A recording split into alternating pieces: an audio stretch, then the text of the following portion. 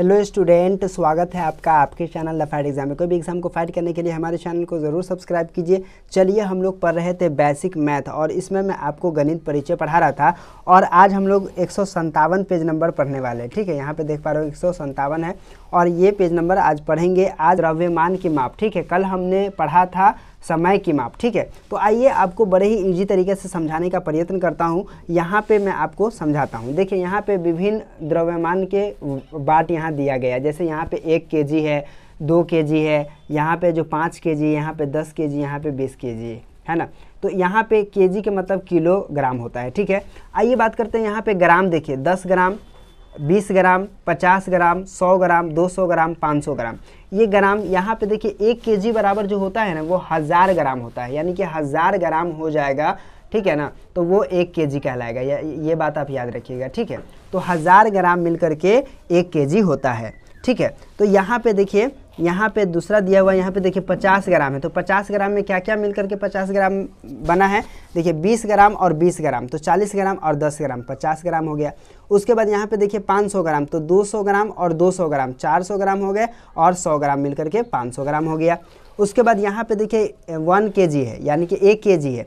तो 1 kg में कितने ग्राम हो गए, तो 1 kg में 1000 ग्राम होगा। ये बात आप जान रहे हैं। देखिए यहाँ पे 500 ग्राम और यहाँ पे 200 ग्राम, तो 500 ग्राम 200 ग्राम 700 ग्राम और 700 ग्राम और 200 ग्राम 900 ग्राम और यहाँ पे 100 ग्राम, तो यहाँ पे हो गया आपका 1000 ग्राम। 1000 ग्राम बराबर 1 kg होता है।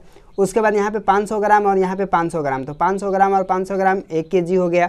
ठीक है ना, और यहाँ पे देखिए 500 ग्राम, यहाँ पे 200 ग्राम, तो 700 ग्राम और 700 ग्राम और 300 ग्राम है ना, फिर 1000 ग्राम हो गया। 1000 ग्राम बराबर 1 kg होता है। ठीक है, 1 किलोग्राम हो गया। अब यहाँ पे देखिए 200 ग्राम 200 ग्राम 200 ग्राम है ना, 200 ग्राम और 200 ग्राम, तो यहाँ पे 5 ठो 200 ग्राम है, तो 1000 ग्राम हो गया और 1000 ग्राम बराबर 1 kg होता है।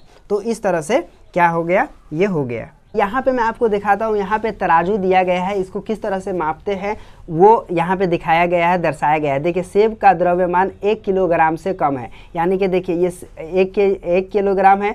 ठीक है, और यहाँ पे सेब है तो ये इससे थोड़ा सा ऊपर है। ठीक है, इसके अगर बराबर में रहता तो ये बराबर होता, लेकिन ये बराबर में नहीं, ये थोड़ा सा कम है, वही दिखाया गया है। देखिए यहाँ गाजर का द्रव्यमान 1 किलोग्राम से अधिक है। यहाँ पे क्या है कि 1 kg जो है ऊपर है और ये गाजर थोड़ा सा नीचे, इसका पल्ला नीचे है, तो ये जो है 1 किलोग्राम से अधिक है।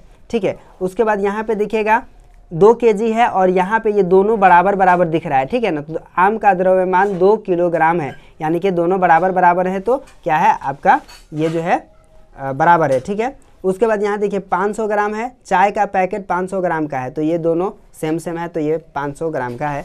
उसके बाद यहाँ पे देखिएगा, यहाँ पे है 200 ग्राम और ये भी बादाम जो है, बादाम का द्रव्यमान 200 ग्राम है। ठीक है, उसके बाद यहाँ पे 2 kg है, तो डालडा का द्रव्यमान 2 kg है, तो दोनों बराबर है, तो ये 2 kg है। ठीक है, तो इस तरह से देख पा रहे होंगे कि बड़े ही ईजी तरीके से आपने इसको समझा है। तो उम्मीद करता हूँ कि ये आपको समझ में आ गया होगा। तो चलिए हम लोग अब लंबाई की माप पढ़ेंगे। ठीक है।